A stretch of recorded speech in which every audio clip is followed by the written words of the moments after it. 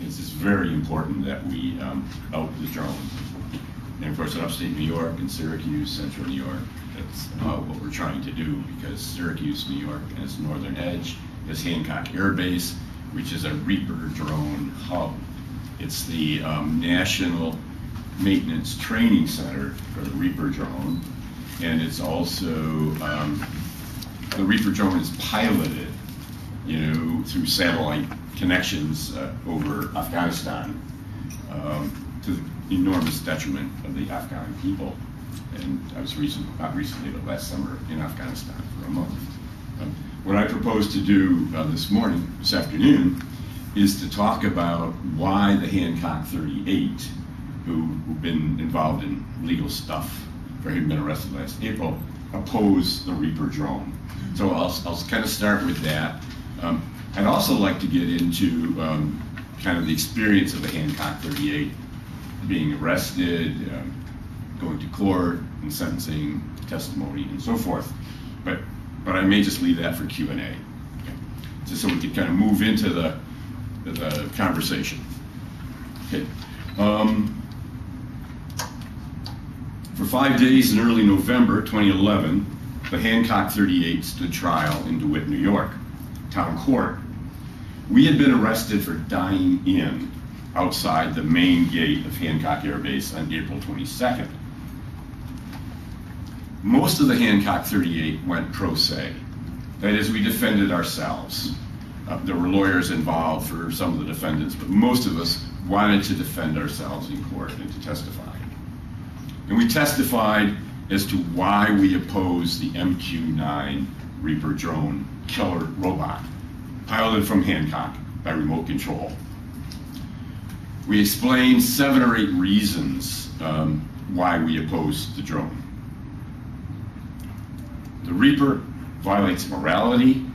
The Reaper violates both U.S. and international law.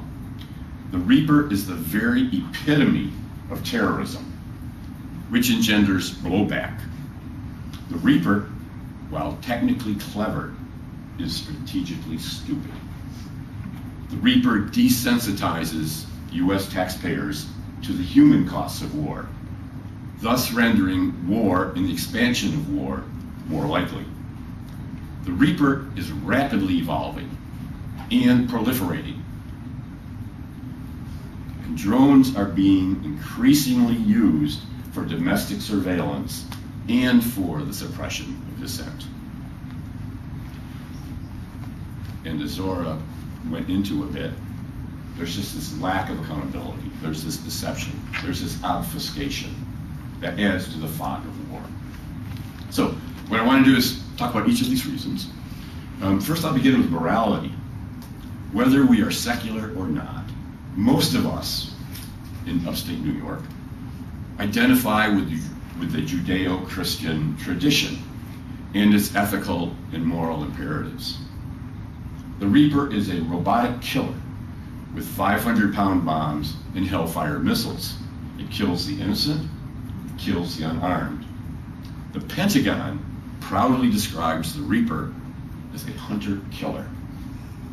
It's just not kind of, amongst themselves. This is part of their publicity. This is a hunter-killer. Obviously, the Reaper violates the commandment, thou shalt not kill.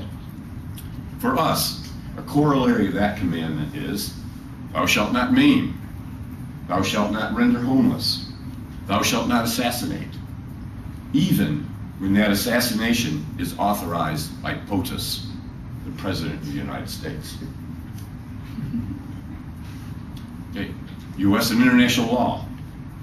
The Reaper is former U.S. Attorney General Ramsey Clark, testified at our trial, violates international law. International law forbids wars of aggression, violation of national sovereignty, and crimes against peace. International law, as Ramsey Clark reminded Judge David Gideon, is the highest law of our land, trumping both local and federal law. Article 6 of the U.S. Constitution reads in part, quote, all treaties made or which shall be made under the authority of the United States shall be the supreme law of the land, and the judges in every state shall be bound thereby. Unquote. The Hancock 38 feel impelled by our own consciences, reinforced, not incidentally, by the Nuremberg Protocols, to expose the war crimes being committed in our midst at Hancock Air Base. Our action at Hancock was not some sort of civil disobedience. In fulfilling our Nuremberg responsibilities, we were attempting to deliver an indictment to the base. We weren't violating the law, but attempting to enforce the law. Our arrest violated our First Amendment rights to freedom of speech, freedom of assembly, and our right to petition our government for redress of grievance. Further, the Reaper violates U.S. laws forbidding extrajudicial execution, that is assassination, that is murder without due process, without proper investigation, without legal representation, without the right to trial and appeal. The Commander-in-Chief, the generals, and the commander at Hancock surely know that, contrary to their oath, killing civilians is unconstitutional. Their imperial defiance undermines the rule of law, making this already bloody planet less safe for us all. Third point, terrorism and blowback.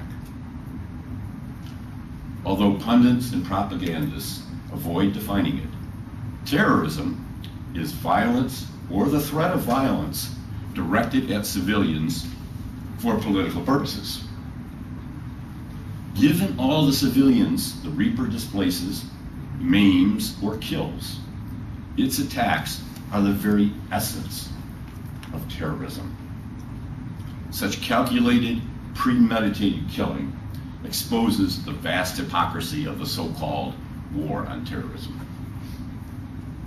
Now, when it strikes, and we just heard about the strikes in Pakistan, but it strikes elsewhere as well, Afghanistan, Iraq, Yemen, Libya, it generates enormous resentment toward the United States.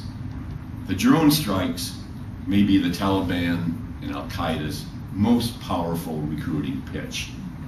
In Pakistan, tens of thousands have demonstrated against the obscenity of drone assassination.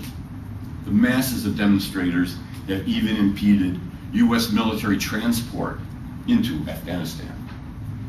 The young Pakistani American who attempted to detonate a bomb in crowded Times Square 2 or 3 years ago declared that he did so because he was incensed at U.S. drone terrorism in that part of the world.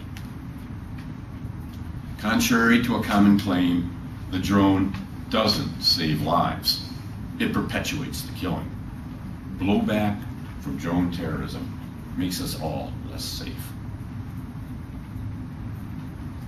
4, strategy.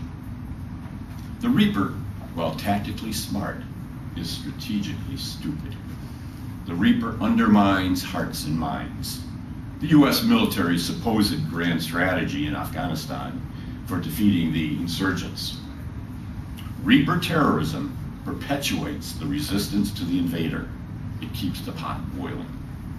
We must ask who, besides the Pentagon and certain defense corporations, profits from keeping the pot boiling. Number 5, desensitizing. Drones have become the Pentagon's darling.